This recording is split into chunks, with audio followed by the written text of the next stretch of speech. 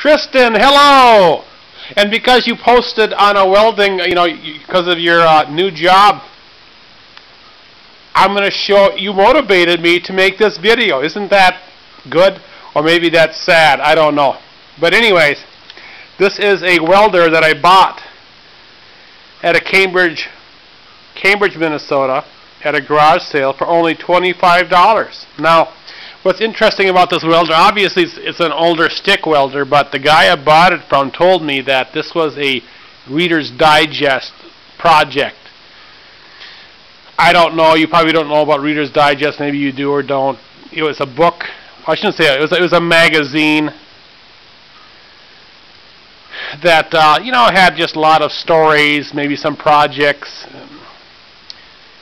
I don't think kids get into Reader's Digest anymore. And then Reader's Digest also kind of, did like off series of, handyman projects. And some guy actually made this welder.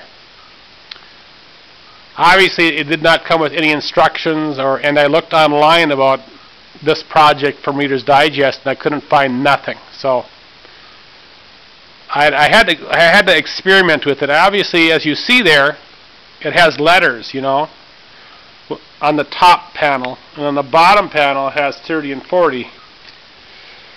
Interestingly, where it says 30 or 40, that's where the ground lead goes, and the A through the E letters, that's where the striker, the positive, goes. And it's basically a brass button. So you screw that off, and then, where's the end of one?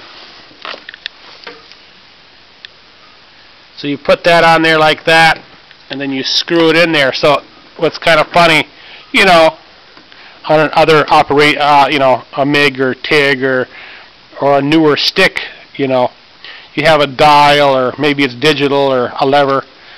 This is all manual, and I guess back the older stick welders were like that. In order to change a range or a certain amperage, you actually had to move the wire, or there was a plug that you plugged it into a certain range.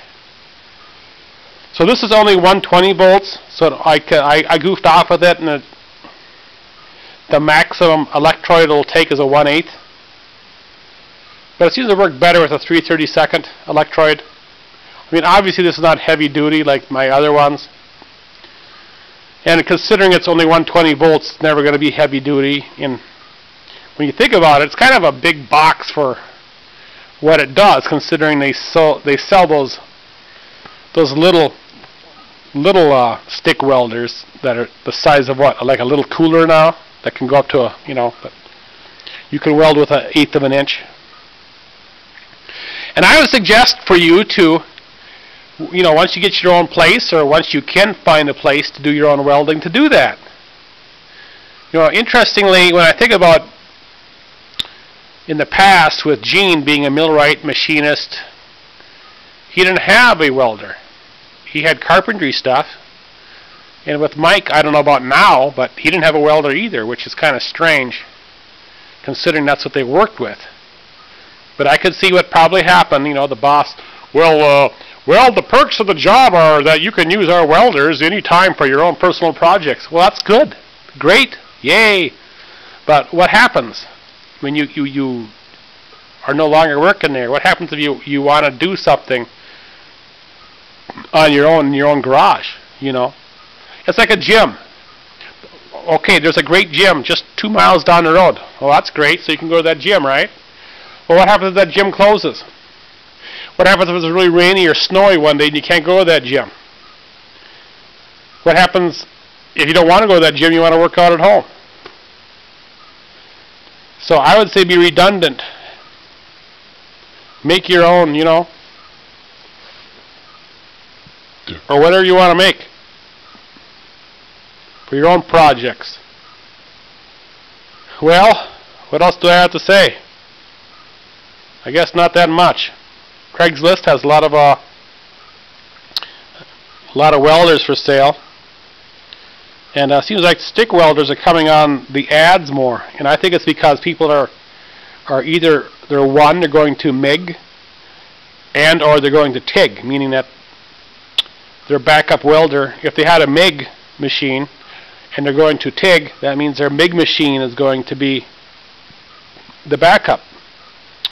And if they had a stick welder that was the backup for the MIG, they're going to kick that out. They're going to want to sell it, because why would they need 3 welding machines to do that? And it seems like there's a lot of good deals out there on stick welders. But you know, for production, you usually don't use stick welders anymore.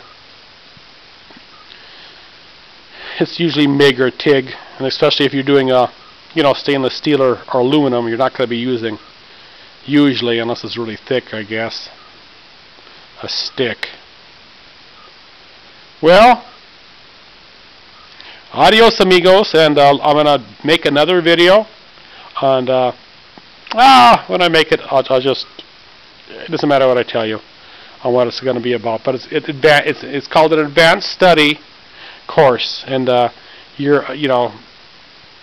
it's going to be fun, it's going to be draining too, and it's going to well, let's just say, going to irk some people, and that's what I'm hoping to do, as well as do some thought provocations.